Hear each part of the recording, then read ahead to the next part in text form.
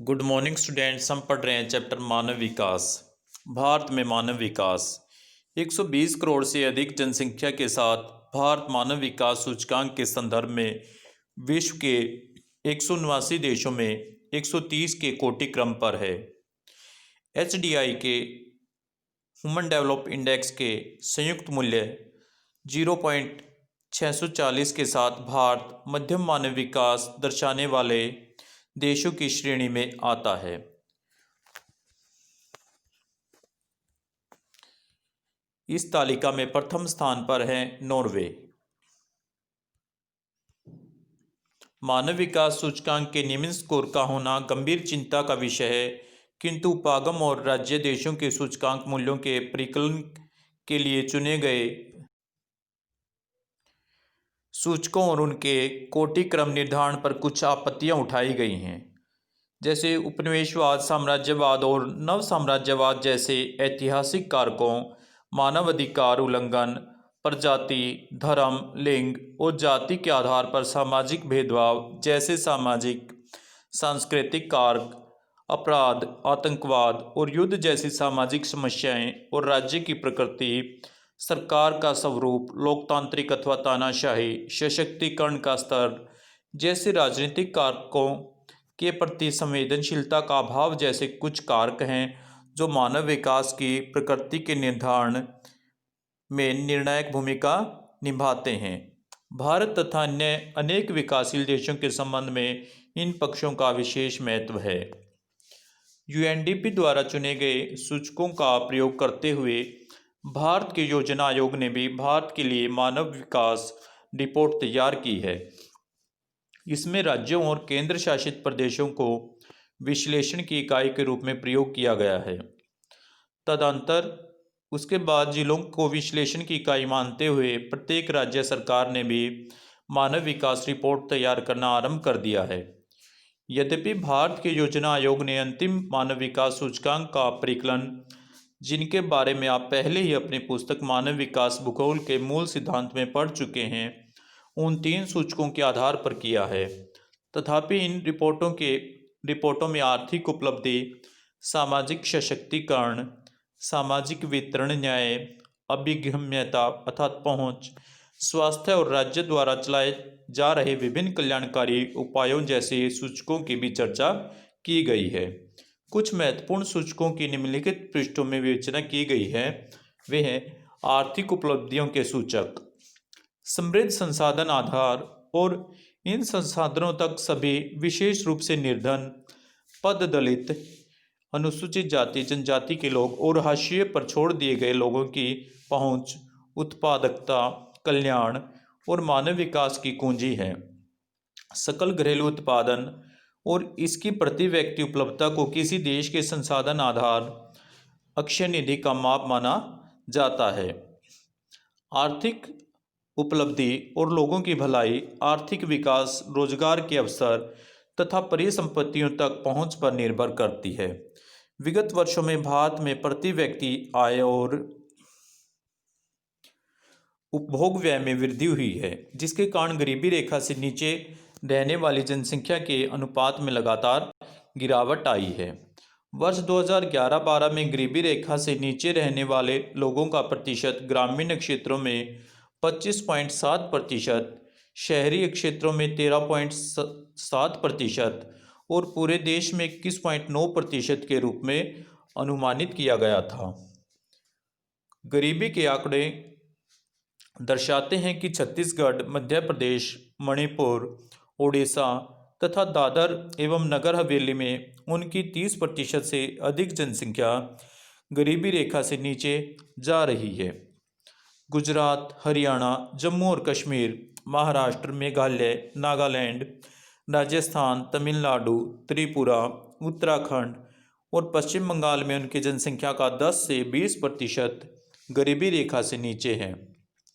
आंध्र प्रदेश, दिल्ली, गोवा, हिमाचल प्रदेश, केरल, पंजाब, सिक्किम, पुडुचेरी, अंडमान और निकोबार द्वीप समूह, दमन और दीव तथा लक्षद्वीप की 10% जनसंख्या गरीबी रेखा के नीचे जीवन यापन करती है।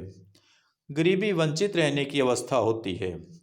निरपेक्ष रूप से यह व्यक्ति की स्थिति, स्वस्थ और यथोचित उत्पादक जीवन जीने के लिए आवश्यक जरूरतों को संतुष्ट न कर पाने की असमर्थता को प्रतिबिंबित करती है, दर्शाती है।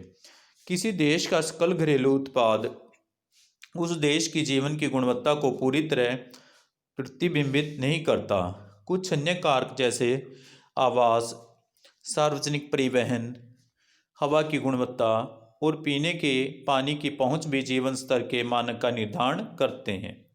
बिना रोजगार की आर्थिक वृद्धि और अनियंत्रित बेरोजगार भारत में गरीबी के अधिक होने के महत्वपूर्ण कारणों में से हैं।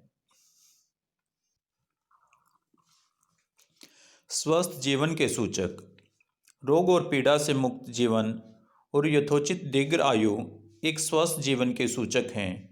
शिशु मृत्युता और माताओं में प्रजननोत्तर मृत्यु दर को घटाने के उद्देश्य से पूर्व और प्रसवोत्तर स्वास्थ्य सुविधाओं की उपलब्धता, वृद्धों के लिए स्वास्थ्य सेवाएं, पर्याप्त पोषण और व्यक्तियों की सुरक्षा एक स्वस्थ और लंबे जीवन के कुछ महत्वपूर्ण माप हैं।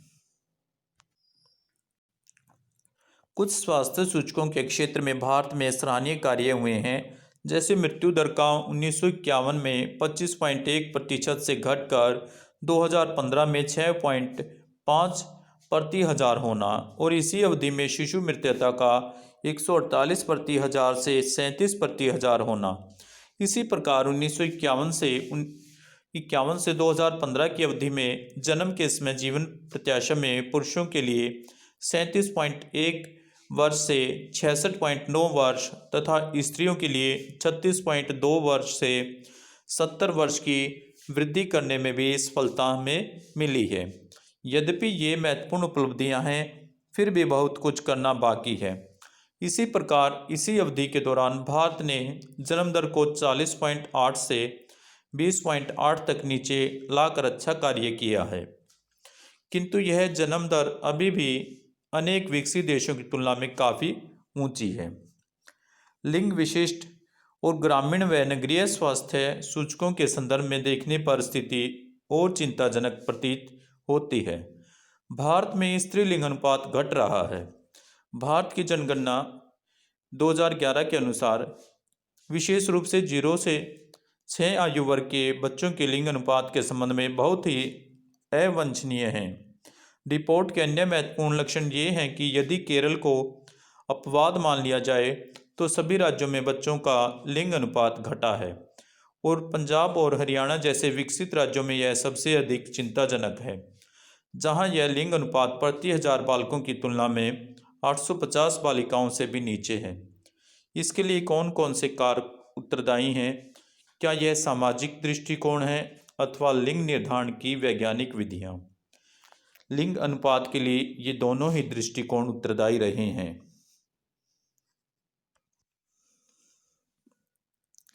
सामाजिक सशक्तिकरण के सूचक, विकास मुक्ति है, भूख, गरीबी, दासता, बंधुआकरण, अज्ञानता, निरक्षरता और किसी की अन्य प्रकार की प्रबलता से मुक्ति मानव विकास की कुंजी कहलाती है। वास्तविक अर्थों में मुक्ति तभी संभव है जब लोग समाज में अपने सामर्थ्यों और विकल्पों के प्रयोग के लिए सशक्त हो सकें और प्रतिभागिता करने के लिए तैयार हो सकें। समाज और पर्यावरण के बारे में ज्ञान तक पहुंच ही मुक्ति का मूल आधार है। ज्ञान और मुक्ति का रास्ता साक्षरता से होकर जाता है। भारत में कुल साक्षरता लगभग 74.04% है, जबकि स्त्री साक्षरता 65.46% है। दक्षिण भारत के अधिकांश राज्यों में कुल साक्षरता और महिला साक्षरता राष्ट्रीय औसत से ऊंची है। भारत के राज्यों में साक्षरता दर में व्यापक प्रादेशिक असमानताएं पाई जाती हैं। यहाँ बिहार जैसे राज्य भी हैं जहाँ बहुत कम साक्षरता है और केरल और मिजोरम जैसे राज्य भी हैं जिनमें साक्षरता दर क्रमशः 93.09% और 91.58% है।